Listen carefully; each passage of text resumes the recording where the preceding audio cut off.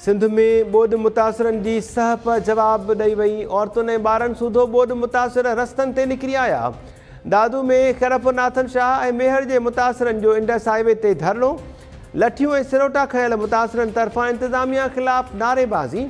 इमदाद न मिलण जी सूरत में ॿीहर इंडस हाईवे ब्लॉक करण जो चिताव। सखर में ॿोॾि मुतासिरनि तरफ़ां एहतिजाज करे इंतिज़ामिया मथां मनपसंद माण्हुनि खे इमदाद ॾियण जा इल्ज़ाम। दौड़ ऐं भर पासे जे इलाइक़नि मां पाणी निकाल न थियण ख़िलाफ़ 3 ॾींहं बि एहतिजाज। खैरपुर में ॿोॾि मुतासिरनि जो औरतुनि ऐं ॿारनि सूधो DC ऑफिस अॻियां मुज़ाहिरो। मोरो में ॿोॾि सटियल फ़नकार बि रस्तनि ते निकिरी आया। फ़नकारनि दाहियो आहे त ॿोॾि में ॻाइणनि मौसीक़ारनि ऐं स्टेज अदाकार बि मुतासिर थिया आहिनि। सक़ाफ़त खाते हेल ताईं परघोर न लथी। ॿोॾि मुतासिरनि तरफ़ां फौरी ख़ैमा ऐं इमदादी सामान ॾियण जो मुतालबो।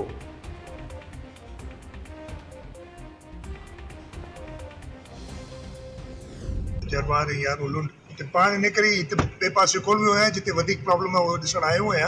इते ॿ इश्यूज़ जेके पानी निकाल जाए ॿियो जेको हेल्थ जी इमरजेंसी है DHO खे चयो अथऊं हुन ॿुधायो आहे त भाई हिते कैंप खईंसीं 2500 माण्हू असां ॾिठा आहिनि 3-4 ॾींहंनि में। जंहिं वाक़ियो मसलो मलेरिया ते थियो आहे उहो त साईं आहिनि कोन दवायूं वरी चेक करे थो वठां। शॉर्टेज जो असां पहिरीं नोटिस में ॾिनो आहे मां पुछां पियो थो ऐं जेकी शॉर्टेज हूंदी असां रुॻो इहो आहे त हिकिड़ी जाइ खे पाणी कढूं ऐं ॿिए कंहिंखे ॻोल्हियूं असांजो ऑब्वियसली मिलणु खपे। यहाँ की स्टैंडिंग वाटर है उसको आप पहले एक तो खैर आबादी वाले इलाके जो शहर है आपके उनको इमिग्रेशन कर रहे हैं कि नहीं? जी सर हो गया। अर्बन एरियाज जो है पहले उनको ऑब्वियसली आप दें जहाँ पे स्टैंडिंग वाटर है आबादी ज़्यादा है उधर। लेकिन ऐसे जहाँ पे खड़ा पानी है ना बहुत यारों लोग तक है और वॾे वज़ीर पारां घोटकी ज़िले जे ॿोॾि सटियल यूसीज़ जरवार ऐं यारू लुंड जो दौरो। वॾे वज़ीर चयो आहे त पहिरीं तरजीह शहरी आबादियुनि मां पाणी निकाल करणु ऐं माण्हुनि खे बीमारियुनि खां बचाइणु आहे। ॿिन्ही मुतासिर यूसीज़ में मसइला आहिनि ऐं इहे मसइला हल करणु आयो आहियां। वॾे वज़ीर पारां इंतिज़ामिया खे शहरी आबादियुनि मां पाणी निकाल करणु ऐं बीमारियुनि खां बचाव जा स्प्रे कराइण जी हिदायत।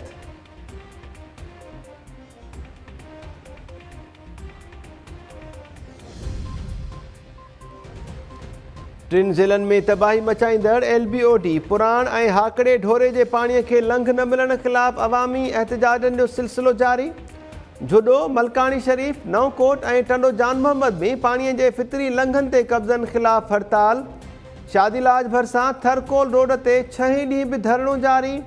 औरतुनि ऐं ॿारनि सूधो वॾे अंग में माण्हू धरणे में शरीक। मुज़ाहिरीन तरफ़ां LBOD जो पाणी छोड़ करण लाइ 0 पॉइंट वटि कट ॾियण जो मुतालबो। कलोई में 0 पॉइंट ते कट जी मुखालिफ़त में एहतिजाज जारी। पाणीअ खे फितरी लंघ ॾेई वधीक इलाइक़ा बचाइण जो मुतालबो।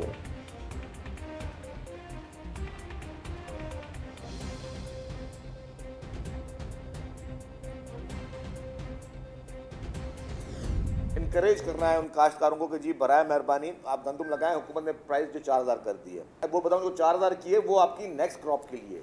इस वक्त जिन लोगों ने गंदम सरकार की खरीदनी है या खरीदी है 1 अक्टूबर से, तो उन्होंने खरीदनी भी है, तो वो उन्होंने पुराने रेटों पे खरीदनी है। जो 2200 रुपये सपोर्ट प्राइस थी उस पर खरीदनी है, उन्होंने वो 4000 रुपये में नहीं खरीदनी है। गवर्नमेंट ने ये इस बार अश्योरेंस करनी है कि जो भी गंदम जो गवर्नमेंट की प्रोक्योरमेंट से ली हुई है जो वो मिलों को देंगे, उस गंदम का जो हम सब्सिडी दे रहे हैं आवाम तक पहुँचे। तो इस बार ये फैसला किया गया कि उनको टारगेटेड एरियाज में उन गंदम को सेल किया जाएगा ताकि जो एक्चुअल गरीब है वो उसका फ़ायदा ले सके। कणक जे इमदादी अघ में वाध ईंदड़ सीज़न लाइ कई वई आहे। सरकारी कणक हाणे 4000 रुपयनि बदिरां 2200 रुपया फ़ी मण जे हिसाब सां विकिरो थी रही आहे। कणक ते सब्सिडी रुगो मख़सूस इलाइक़नि ऐं ग़रीब माण्हुनि जे लाइ आहे। सूबाई वज़ीर शर्जील मेमून जी कराची में प्रेस कॉन्फ्रेंस। शर्जील मेमून चयो त ॿोॾि मुतासिरनि में पोणा 3 लख ख़ैमा विरहाए चुका आहियूं। सिंध सरकार लखे मुतासिरनि खे रोज़ 2 वेला खाधो फराहम करे रही आहे।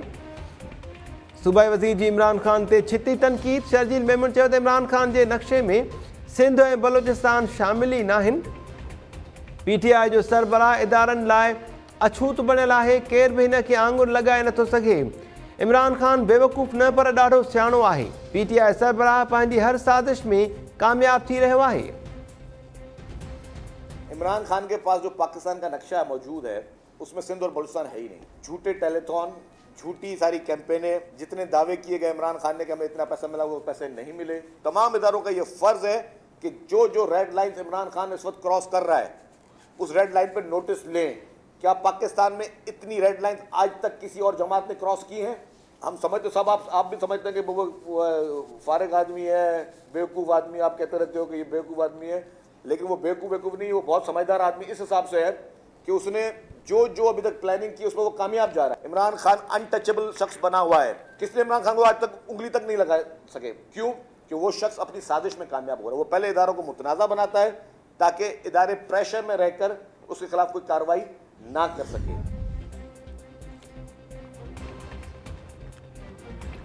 इमरान खान अहिड़ो चरियो माण्हू आहे जहिड़ो जर्मनी में पैदा थियो हो। अहिड़े शख़्स सां के बि ॻाल्हियूं नथियूं करे सघजनि। वफ़ाक़ी घर वज़ीर राणा सनावला चयो आहे त तोशाखाना केस में चोर सग सूधो पकड़िजी पियो आहे। ईअं केरु कंदो आहे त केरु तोहफ़ो ॾिए त तव्हां विकिणी छॾियो।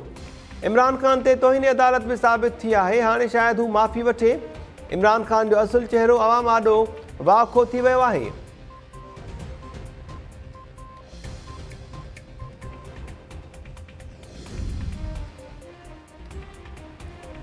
कराची जी अफ़गान बस्तीअ में हद दख़लनि जे ख़ात्मे लाइ दरख़्वास्त ते KDA ऐं AG सिंध खे नोटिस जारी। ॿुधणीअ दौरान दरख़्वास्त गुज़ार जे वकील दलील ॾींदे चयो त अमलदार अफ़गान बस्ती में कार्रवाई करण खां डिॼनि था। अदालत रिमार्क्स ॾींदे चयो त इहा ॻाल्हि वाज़े आहे। अदालत में खोड़ भेरा हुकुम ॾिना आहिनि पर को नतीजो नथो निकिरे। ख़बर नाहे उते केरु वेंदो आहे जो हुकुमनि ते अमल दरामद नथो थिए।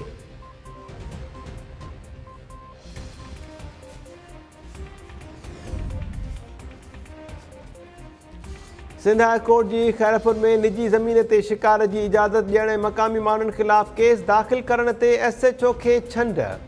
ॿुधणीअ दौरान अदालत SHO खे चयो त तव्हांखे पघार सिंध हुकूमत ॾींदी आहे या को ॿियो। FIR पढ़ी ॿुधायो। SHO चयो त मूं वटि ऐनक नाहे। चीफ जस्टिस कावर जो इज़हार कंदे चयो त तोखे हाणे ई जेल माणियूं था। नौकरी बचाइण लाइ कमदारी करे रहिया आहियो। निजी ज़मीन ते शिकार जी इजाज़त ॾिनी त तव्हां ख़िलाफ़ कार्रवाई थींदी। SSP खैरपुर 14 अक्टूबर ते तलब। सजो ॻोठ गागड़ी वयो थी ख़तम आ खुदा जो कसम आ खुदा जो कसम आ सजो ॻोठ गागड़ी वयो थी ख़तम आ खुदा जो कसम आ खुदा जो कसम आ केॾा दर बदर थी घरड़ा छॾे विया के स्कूल अस्पताल के कराचीअ लॾे विया अञा बि कंहिंखे आयो न रहम आ खुदा जो कसम आ खुदा जो कसम आ मैंने वॾेरा ॾिसण कोन आया ॾुखे वक़्त में बि पुछण कोन आया अलाए छो उन्हनि खे आयो न शर्म आ खुदा जो कसम आ खुदा जो कसम आ सॼो ॻोठ गागड़ी वयो थी ख़तम आ खुदा जो कसम आ खुदा जो कसम आ।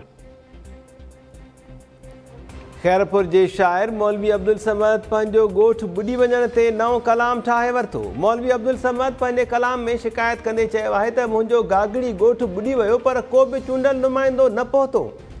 ॿुॾी वियल गागड़ी ॻोठ मां पाणी निकाल करण लाइ के बि इंतज़ाम न कया विया।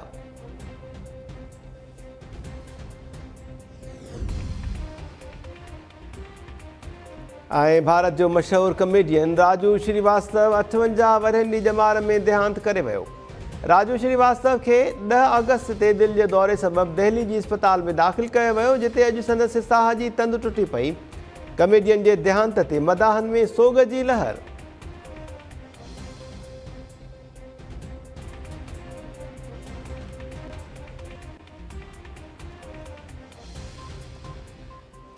अस्सलाम वालेकुम। टाइम न्यूज़ में अवां खे भली कार चऊं था। आहियां महताब अली नूर। हेडलाइंस हमारी थियूं बुलेटिन सां गॾु हाज़िर थियूं था शॉर्ट ब्रेक खां।